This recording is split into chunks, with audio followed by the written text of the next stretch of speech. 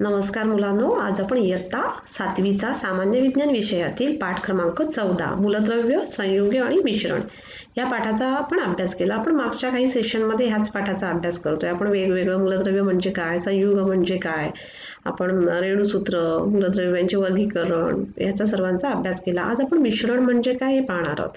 तर मिश्रण म्हणजे काय, तर दोन किंवा अधिक मूलद्रव्य किंवा संयुग एकत्रितरित्या मिसळणे ह्यालाच काय म्हणतात, तर मिश्रण असे म्हणतात. कारण मग ते मिश्रणामध्ये जे काही अनावश्यक घटक असतात ते वेगळे करण्यासाठी काही पद्धती आहेत, जसे की गाळणे, चाळणे, पाखडणे, संप्लवन या पद्धतींच्या साध्या सोप्या पद्धती आहेत. त्यांचा अभ्यास आपण आजच्या भागामध्ये करणार आहोत. मुलांनो, आता मिश्रणला इंग्लिशमध्ये काय म्हणतात माहिती आहे? मिक्सचर. काय म्हणतात, तर मिक्सचर. म्हणजे जेव्हा दोन किंवा मिक्सचर म्हणजे काय, तर जेव्हा दोन किंवा अधिक मूलद्रव्य किंवा संयुग एकमेकात मिसळली जातात त्याला काय म्हणतात, तर मिश्रण असे म्हणतात. तर तुम्ही कधी लिंबूचं सरबत बनवलं का मुलांनो? मला सांगा. आता लिंबूचं सरबत बनवलं तेव्हा तुम्ही लिंबूच्या सरबतामध्ये काय काय टाकता? जेव्हा बनवायचं असतं तेव्हा तुम्ही कोणते पदार्थ त्याच्यामध्ये मिक्स करता, कोणते पदार्थ करता? तर लिंबूचं सरबत करण्यासाठी आपल्याला काय लागतं? लिंबू तर लागतंच. त्याच्यानंतर आपण साखर घेतो, त्याच्यानंतर आपण थोडंसं मीठ टाकतो आणि हे सर्व पदार्थ पाण्यामध्ये टाकून काय करतो, आपण एकत्र करतो. म्हणजे हे झालं काय, हे मिक्सचरच झालं की नाही. त्या ठिकाणी आपण त्याचे मिश्रण तयार करतो. जेव्हा तुम्ही भेळ बनवता, मग भेळीसाठी आपण काय काय टाकतो सांगा बरं? चुरमुरे, शेंगदाणे, कांदा, कोथिंबीर, उकळलेला बटाटा, मीठ, शेंगदाणे असे बरेच काही सर्व पदार्थ एकत्र करून आपण भेळ तयार करतो की नाही भेळ तयार. म्हणजे हे पण काय आहे, भेळ पण हे एक प्रकारचे काय आहे, मिक्सचर आहे. पण मुलांनो मला सांगा की आपण जेव्हा भेळ बनवतो आणि समजा एखादा जर कांदा जास्त झाला किंवा टोमॅटो जास्त झाले, तर मिरच्या जास्त झाल्या, मिरच्या लहान मुलांना खात नाही, मग आपण काय करतो, त्या हाताने वेगळे करतो की नाही. आपण काय करतो, तर ते हाताने आपण कांदा किंवा शेंगदाणे जास्त झाले तर आपण त्या हाताने वेगळे करतो. म्हणजेच काय, तर मिश्रणातील काय होतं की मिश्रणातील घटक आपल्याला साध्या भौतिक पद्धतीने वेगळे करता येतात. म्हणजे आपण हाताने हे करतो. आपल्याला मिरच्या नको असतील तर आपण त्या मिरच्या काढतो, शेंगदाणे नको असेल तर शेंगदाणे काढतो. म्हणजेच काय, तर मिश्रणातील घटक साध्या भौतिक पद्धतीने वेगळे करता येतात. आणि तसेच मिश्रणातील मूळ घटक पदार्थांचे गुणधर्म कायम राहतात. उदाहरणार्थ मीठ, साखर, पाणी जे काय असतात त्यांचे टेस्ट तर तशीच असते की नाही. आपण जरी मिरच्या काढल्या तरी पण ज्याची टेस्ट असते कोणाची, भेळीची, ती तशीच राहते. मीठ जशी व्यवस्थित असते, जशी गोडसर थोडी सगळ्या मीठ वगैरे टाकलेली तशीच राहते. म्हणजे जे गुणधर्म असतात ते तसेच राहतात. मिश्रणातील विविध घटकांचे प्रमाण सुद्धा निश्चित नसते. आपण किती पण शेंगदाणे टाकतो ना भेळीमध्ये, आपण कितीही आपल्या मनानुसार आपण टोमॅटो 2 टोमॅटो टाकतो, 2 कांदे चिरतो, ते एवढं असं नसतं की हे एवढंच टाकायचं असतं, असं काही नियम नाही. तर मिश्रणातील विविध घटकांचे प्रमाण सुद्धा कसं असतं, तर निश्चित नसते. कळलं? तर मिश्रण तयार होताना कोणताही रासायनिक बदल होत नाही. मुलांनो काय, तर मिश्रण तयार होताना कोणताही रासायनिक बदल तयार होत नाही. मिश्रणाचा आणखीन एक प्रकार माहिती आहे मुलांनो, तर कुठला, तर भेसळ. आपण शिकलो की नाही भेसळ, अन्नपदार्थातील भेसळ आपण मागच्या पाठांमध्ये शिकलेलो आहोत. तर मिश्रणाचा आणखीन एक प्रकार कुठला, तर भेसळ म्हणजे भेसळीमध्ये काय करतात, आपल्या अन्नपदार्थामध्ये, आपल्या अन्नामध्ये, तांदळामध्ये वगैरे हानिकारक पदार्थ टाकतात. जसे की तांदळामध्ये खडे टाकतात. आपण वेगवेगळ्या भेसळीचे प्रकार सुद्धा पाहिलेले आहेत मागच्या काही पाठांमध्ये. तर मिश्रणाचा आणखीन एक प्रकार म्हणजे काय, तर भेसळ होय. आपल्या दैनंदिन खाद्यपदार्थात अनावश्यक पदार्थ मिसळ असतात, यांनाच काय म्हणतात, तर भेसळ म्हणतात. हे तर तुम्हाला माहितीच आहे.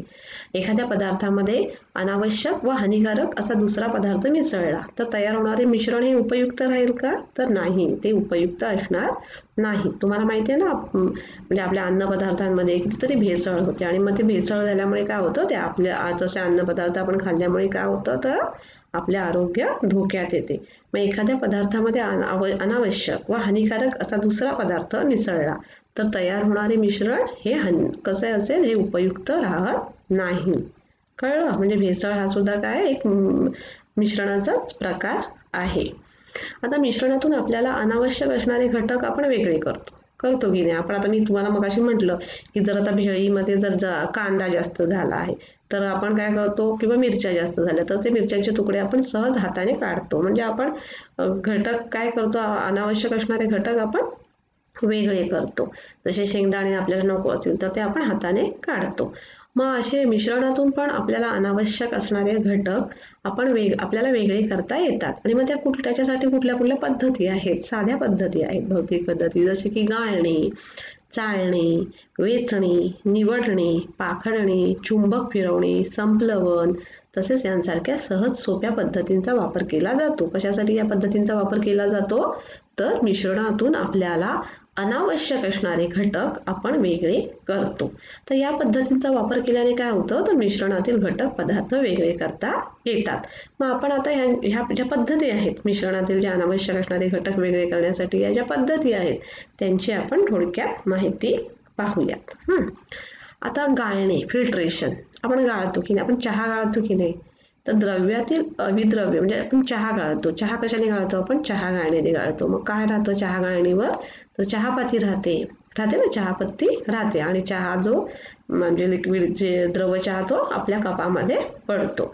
मग गाळणे, फिल्ट्रेशन म्हणजे काय, तर द्रव्यातील अविद्राव्य पदार्थ वेगळे करण्यासाठी गाळणे ही पद्धत उपयोगी आहे. कळलं ना. मग चहा गाळताना पत्ती गाळली जाते. करतो ना आपण, गाळतो की नाही चहा गाळतो आणि मग त्या चहा गाळणीमध्ये काय राहतं, तर पत्ती राहते. मग द्रव्यातील अविद्राव्य पदार्थ वेगळे करण्यासाठी गाळणे ही पद्धत उपयोगी पडते. गाळण्याला इंग्लिशमध्ये काय म्हणतात, तर फिल्ट्रेशन असं म्हणतात. आता पुढचं आपण चाळणे. तुमच्या आई बघितलं असेल ना, तुम्ही जेव्हा चपाती करते किंवा भाकरी बनवताना पीठ काय करते, चाळून घेते. कारण का, काही कमी अधिक आकाराचे पदार्थ त्याच्यातून वेगळे होतात. म्हणजे आपण गव्हाचं पीठ जेव्हा आई चाळते तेव्हा काय होतो, तो गव्हाचा कोंडा चाळणीमध्ये राहतो की नाही. तुम्ही कधी बघितलंय का स्वयंपाकघरात आई जेव्हा जेवण करत असते किंवा पीठ मळत असते तेव्हा पहिलं ती पीठ काय करते, चाळते. मग चाळून काय होतं, तर गव्हाचा कोंडा त्या चाळणीमध्ये राहतो. म्हणजे चाळणे म्हणजे काय, तर मिश्रणातून कमी अधिक आकाराचे पदार्थ वेगळे करण्यासाठी ही पद्धत वापरतात. काय, तर मिश्रणातून कमी अधिक आकाराचे पदार्थ वेगळे करण्यासाठी ही पद्धत वापरतात. उदाहरणार्थ मी आता सांगितलं तुम्हाला, पीठ चाळताना गव्हाचा बारीक कोंडा वेगळा होतो है ना. काय, तर पीठ चाळताना गव्हाचा बारीक कोंडा वेगळा होतो. आता पुढची पद्धत कुठली आहे, तर वेचणे व निवडणे, हँड पिकिंग. काय, तुम्ही बघितलं ना, आई जेव्हा भात बनवण्याच्या अगोदर तेव्हा तांदूळ साफ करते की नाही. का साफ करते, तर त्याच्यामध्ये काही खडे असतात. मग ते खडे ती हाताने बाजूला काढते. म्हणजे त्याला काय म्हणतात, तर हँड पिकिंग. या पद्धतीमध्ये काय होतं, वेचणे व निवडणे या पद्धतीत काय होतं, तर मिश्रणातील नको आणि हवे असलेले पदार्थ बाहेर काढले जातात. उदाहरणार्थ तांदूळ निवडताना खडे बाहेर काढले जातात. कळलं, ह्याला काय म्हणतात, हँड पिकिंग, वेचणे व निवडणे. मुलांनो, तर आज आपण काय शिकलो, तर आज आपण मिश्रण म्हणजे काय, तर मिश्रण म्हणजे काय, तर दोन किंवा अधिक मूलद्रव्य किंवा संयुगे हे एकत्रपणे मिसळतात. एकत्रितपणे येतात त्यांना काय म्हणतात, तर मिश्रण असे म्हणतात. मग आपण काय करतो, मिश्रण आपण बघितलं, अनेक प्रकारची मिश्रण बघितली, जसं की लिंबू सरबत हे सुद्धा एक प्रकारचं मिश्रणच आहे ना. साखर, लिंबू, भेळ हे एक प्रकारचं मिश्रणच आहे. पुन्हा भेसळ हे काय आहे, एक प्रकारचे मिश्रणच आहे. भेसळ म्हणजे काय, तर म्हणजे आपले जे अन्न पदार्थांमध्ये अनावश्यक ज्या वस्तू मिक्स केल्या जातात त्या हानिकारक असतात. ती म्हणजे काय आहे, ती एक प्रकारचे मिश्रणच आहे. आता आपल्या म्हणजे मिश्रणामध्ये ज्या काही अनावश्यक गोष्टी असतात, ते अनावश्यक घटक असतात, ते बाहेर काढण्यासाठी अशा वेगवेगळ्या पद्धती आहेत, सोप्या पद्धती आहेत. म्हणजे मिश्रणातून आपण काय अनावश्यक घटक आपण म्हणजे सहज काढू शकतो. मग त्या कुठल्या पद्धतीने, तर त्या पद्धती आहेत जसे की गाळणे म्हणजे आपण आता एखादा चहा आपण गाळतो, म्हणजे त्यामुळे काय होतं, तर चहापत्ती आपल्या त्या चहा गाळणीमध्ये राहते. पुन्हा हँड पिकिंग म्हणजे आपण तांदूळ साफ करताना खडे बाहेर काढून टाकतो.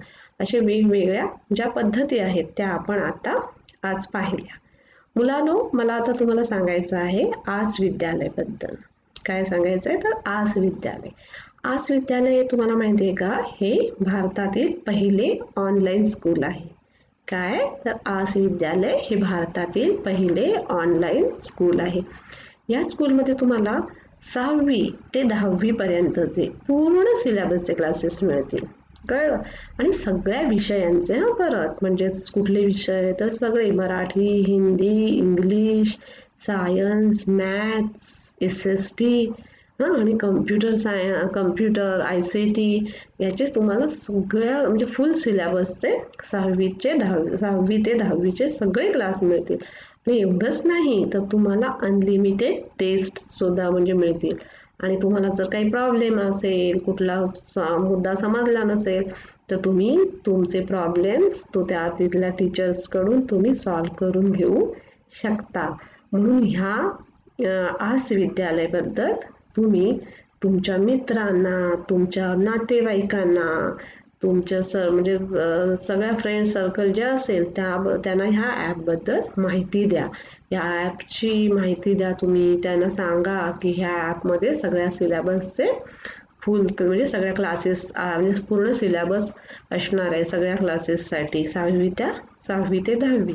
मग तुम्ही त्यांना रजिस्टर करायला सांगा आणि ह्याचा लाभ घ्या. धन्यवाद.